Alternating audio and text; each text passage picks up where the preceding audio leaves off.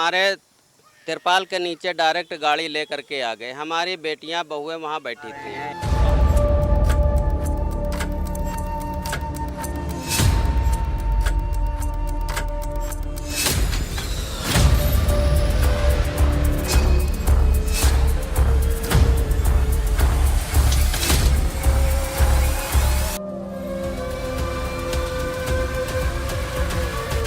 जबरदस्ती गार्ड वाले चले आते हैं, हमारी बिटिया बहनें बहुएं हमारी बैठी हैं, डायरेक्ट आते हैं, कहते हैं हमको ड्यूटी करना है, जबरदस्ती गुंडागर्दी करते हैं। महिलाओं के बीच अचानक पहुंच जाते हैं एलडीए के कर्मचारी और गार्ड।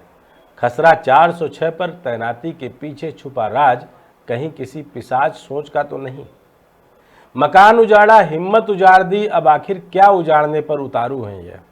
अदालत की अदावत और इंसानियत का मखौल तो मोमबत्ती की लौ में दिल्ली तक अपनी दास्तान बयां कर रहा है।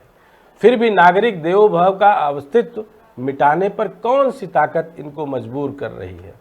क्या ऐसा था एलडीए या अब हो गया, या ऐसा ही था भूमाफियाओं, सियासतदानों और भ्रष्टाचार के तिरपाल ओढ़े बिल्कुल हजरतगंज की उस बंद बत्ती सा मासूम सा लटका हुआ जो सबको दिख रहा है, लेकिन चूंकि बत्ती बंद है तो उसने अपनी आंख बंद कर रखी है।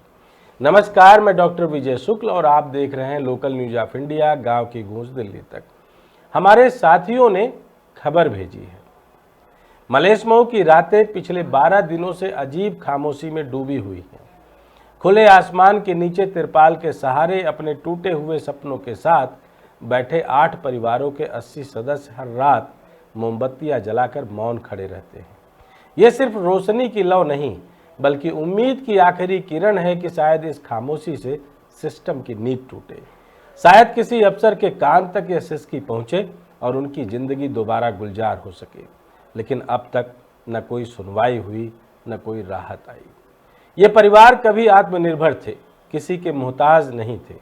उनके छोटे छोटे घरों में सुबह बच्चों की चहचहाट गूंजती थी।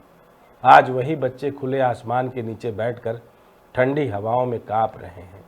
इनकी जिंदगी का यह मलबा सिर्फ टूटी दीवारों और गिरी छतों तक सीमित नहीं है, बल्कि उनके आत्मसम्मान, उनके अधिकार और उनकी आस्था तक को भी ढहा गया। आखिर एलडीए की हड़बड़ाहट और खसरा 406 का स्पेशल ट्रीटमेंट बिल्कुल सर्जिकल स्ट्राइक जैसा हुआ, पर हुआ क्यों?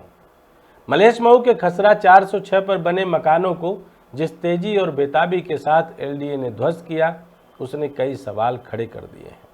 मकान तोड़ने के तुरंत बाद जिस दिन पूरा इलाका मलबे में बदल गया, उसी दिन रात में रेडीमेड बाउंड्री वॉल खड़ी करने का काम शुरू हो गया।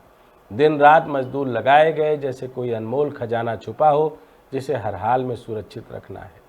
इतना ही नहीं, बाउंड्री बनने के साथ ही एलडीए ने वहां कई गार्ड तैनात कर दिए। सवाल यह है कि आखिर राजधानी में जितने भी ध्वस्तीकरण एलडीए ने किए, क्या हर जगह ऐसा ही सुरक्षा इंतजाम किया गया? क्या हर खाली कराई गई जमीन पर इतनी फुर्ती से लाखों करोड़ों रुपए का बजट फूंक कर बाउंड्री बनाई गई और गार्ड तैनात किए गए? जवाब साफ है, नहीं। तो फिर खसरा 406 ही क्यों? क्या यहाँ कोई बड़ा सौदा छुपा है? क्या यह जमीन पहले से किसी ताकतवर समूह को सौंपने की तैयारी का हिस्सा है, या फिर यह सब किसी ऐसे दबाव का नतीजा है जिसे एलडीए खुलकर कह नहीं पा रहा? रोते गिड़गिड़ाते लोग थे, पर उनके इस पीड़ा पर मौन था एलडीए, और उसकी अपनी कारगुजारी मानो अट्ठास कर रही थी। ध्वस्तीकरण वाले दिन जब मकान मालिक अपने घरों के सामने हाथ जोड़कर खड़े थे, अफसरों की आंखों में जरा सी भी नरमी नहीं गई। किसी की एक न सुनी गई। बच्चे, महिलाएं, बुजुर्ग सब गिड़गिड़ाते रह गए, मगर मकान गिरा दिए गए। अब वहाँ सिर्फ खंडहर और मलबा है। लेकिन हैरानी की बात यह है कि उस मलबे को हटाने के लिए भी एलडीए लगातार दबाव बना रहा है।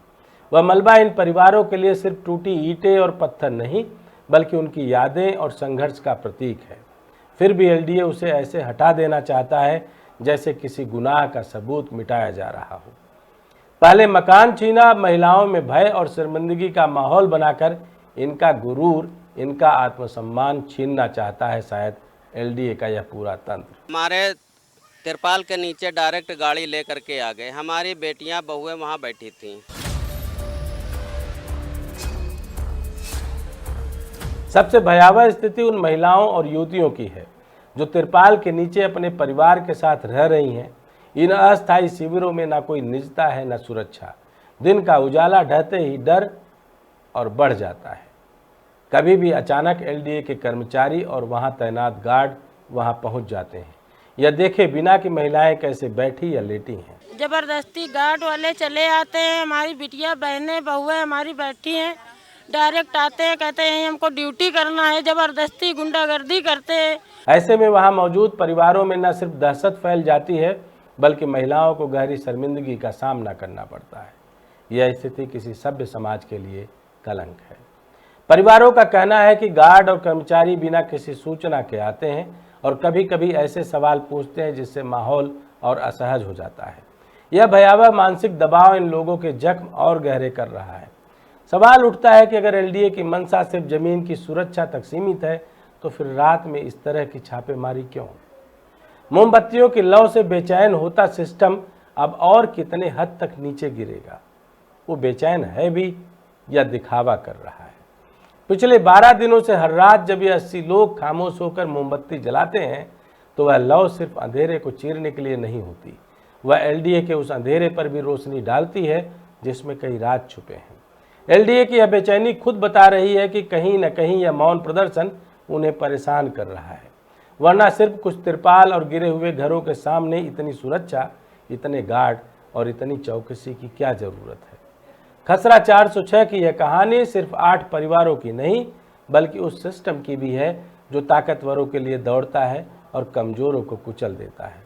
यहाँ सवाल सिर्फ जमीन का नहीं है बल्कि न्याय, संवेदनशीलता और प्रशासन की नीयत का भी है। अगर एलडीए वाकई ईमानदार होता तो इन परिवारों की पुकार सुनता, उनकी बेबसी देखता और कम से कम उनके तिरपाल के नीचे जीने के हालात सुरक्षित करता।